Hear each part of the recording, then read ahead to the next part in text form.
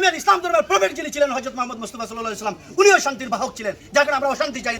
পাতাকান্দি সমষ্টির পাতাকান্দি থানা এলাকার একদম শহরতলি নালুগ্রামে, যেটাকে আমরা নালুগাঁও বলি, কিছু মণিপুরী সম্প্রদায়ের বেশ কিছু সংখ্যক যুবক যেভাবে উগ্র সাম্প্রদায়িক মনোভাব নিয়ে যেভাবে আমাদের ইসলাম ধর্মাবলম্বী বিশেষ করে দুইটা ছেলেকে, একটা নাম হলো ইসলাম উদ্দিন আর একটা নাম হলো আমির উদ্দিন, একজনের বাবার নাম একরামউদ্দিন, ইসলামউদ্দিনের বাবার নাম হলো একরামউদ্দিন, আর আমির উদ্দিনের বাবার নাম হলো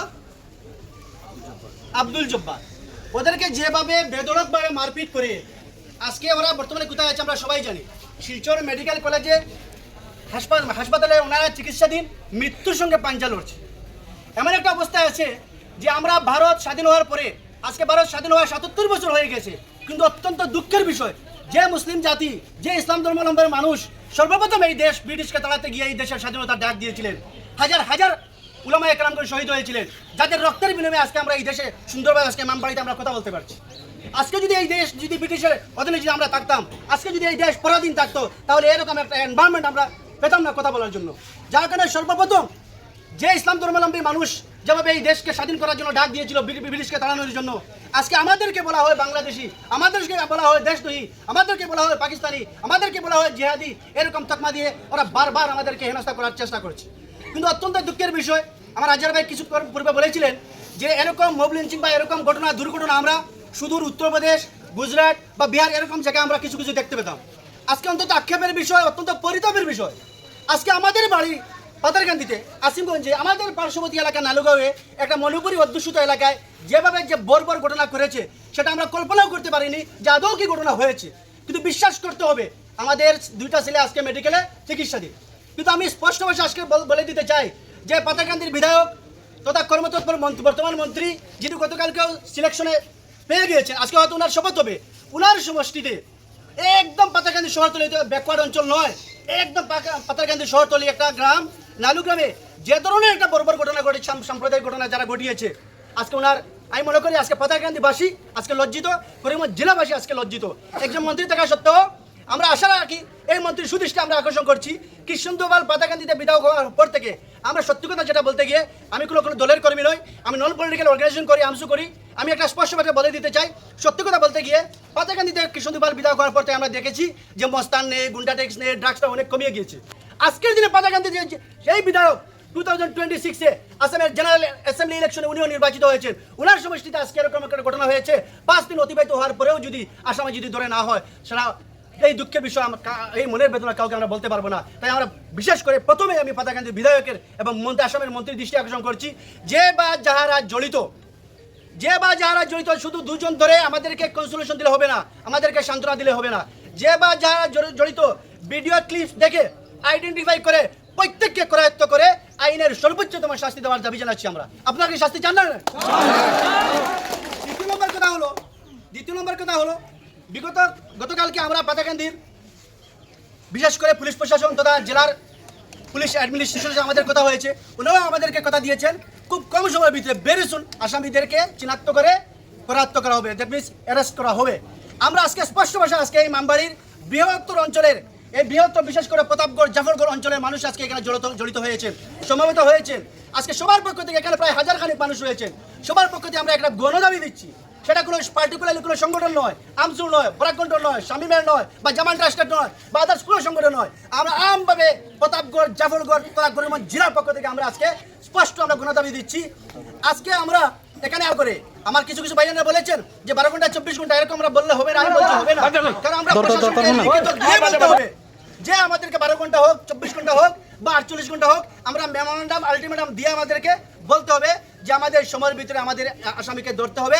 আমরা এই দুইটা ছেলে আমির উদ্দিন এবং ইসলাম উদ্দিন, ওদেরকে আমরা জাস্টিস দিতে হবে। সাম্প্রদায়িক মণিপুরেরা করেছে, আমি সারা মণিপুরের সম্প্রদায়ের কথা বলছি না, বেশ কিছু সংখ্যক আমার ভিডিওতে আমি দেখেছি, প্রায় 20 থেকে 25 জন হবে।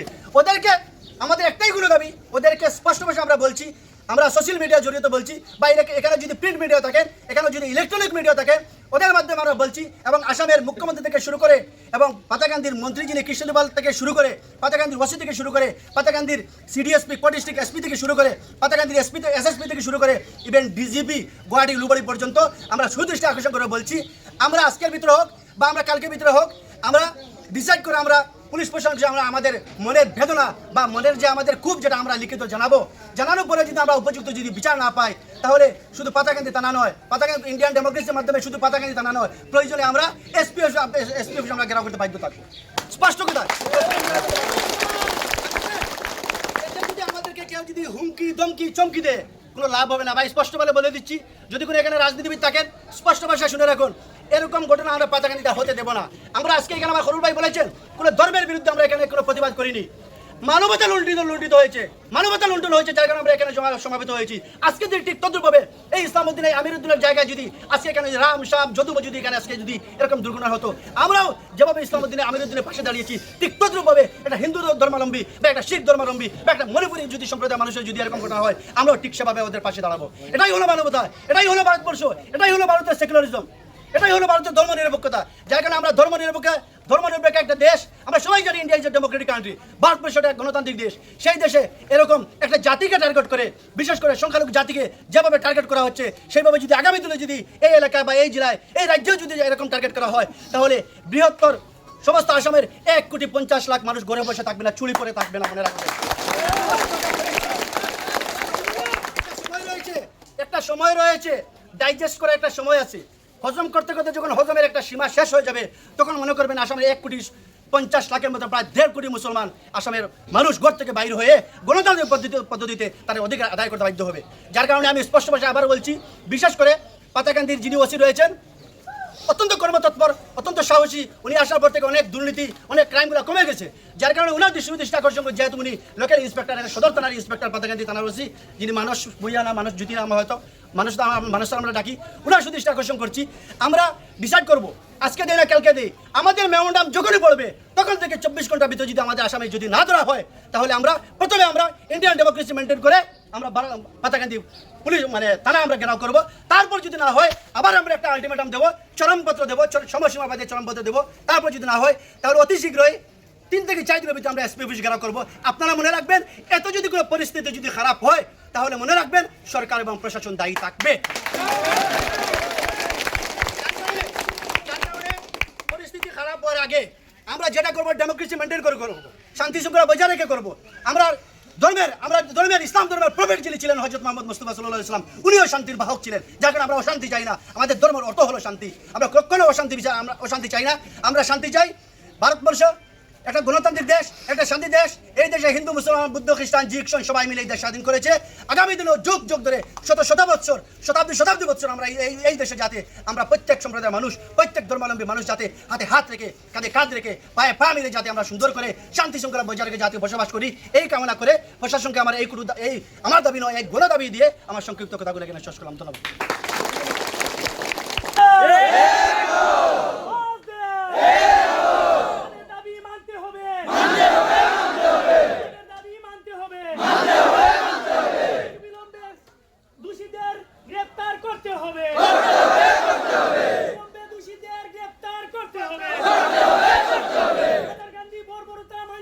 মানবো না।